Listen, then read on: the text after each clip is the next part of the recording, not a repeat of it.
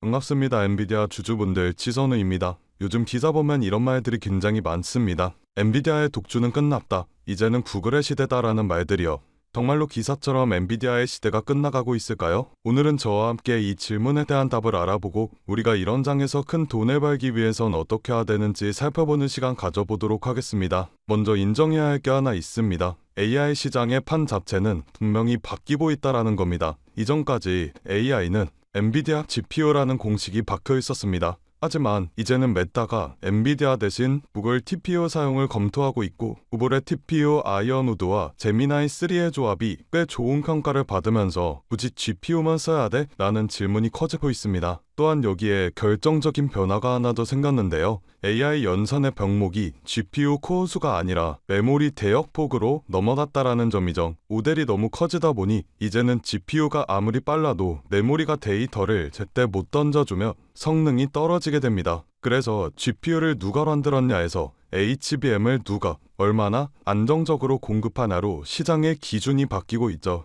AI 버블 이야기가 나오면서 이러한 구조가 계속 지적됐습니다. 이테크가 너도나도 엔비디아의 GPU만 사면서 설비 투자가 폭증하고 감가상각 부담이 커지며 이게 다 나중에 후폭풍으로 작용될지에 대한 걱정이 커졌습니다. 그래서 지금 구글 TPU와 테슬라의 AI6와 같은 자체 칩들이 쏟아져 나오고 있는 거죠. 결국 엔비디아에 올인했던 구조에서 여러 업체로 분산이 되는 구조가 만들어지고 있다라는 건데 이 과정에서 SK 하이닉스, 삼성과 같은 기업들이 수혜를 받고 엔비디아의 의존도가 낮아지는 그림이 나와주고 있습니다. 여기까지만 보면 엔비디아 진짜 끝나는 거 아니냐는 생각이 들 수도 있죠. 하지만 중요한 건 지금부터입니다. 많은 사람들이 놓치는 게 하나 있죠. 엔비디아가 강한 이유는 칩을 잘 만들어서가 아니라 소프트웨어 생태계를 20년 동안 쌓아왔기 때문입니다. 그 중심에 있는 게 바로 쿠다입니다. 쿠다는 그냥 툴이 아니라 AI 개발자들의 운영체제 같은 존재입니다. 전 세계 수많은 AI 프레임워크, 라이브러리,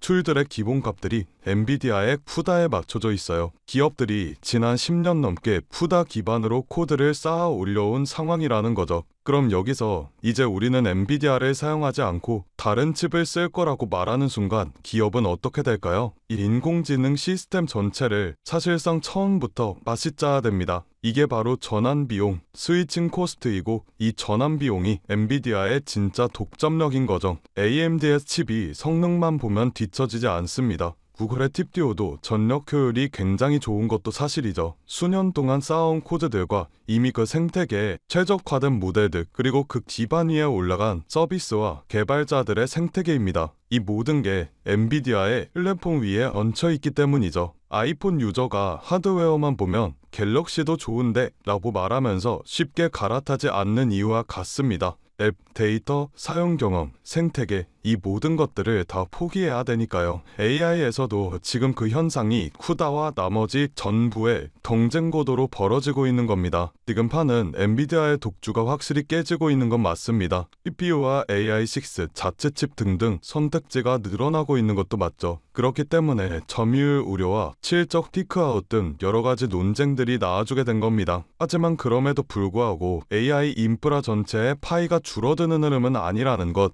이게 가장 중요한 포인트로 보셔야 하는데요. 경쟁이 생기고 구조가 분산되는 것은 맞지만 그건 엔비디아의 몫이 줄어든다라는 의미이지 엔비디아의 성장이 멈춘다라는 의미는 아니기 때문입니다. 시장 전체가 커지는 속도가 엔비디아의 점유율 하락 속도보다 빠르다면 엔비디아의 매출과 이익은 여전히 늘어날 수가 있습니다. 그리고 그 과정에서 쿠다 생태계라는 낙인 효과가 엄청난 반패이자 지렛대로 작동하게 되겠죠. 엔비디아는 지금 조정과 경쟁의 한복판에 서 있지만 장기적으로는 AI 인프라의 핵심 플레이어 자리를 유지하면서 다시 한번 주가는 상승해줄 것으로 보이는데요.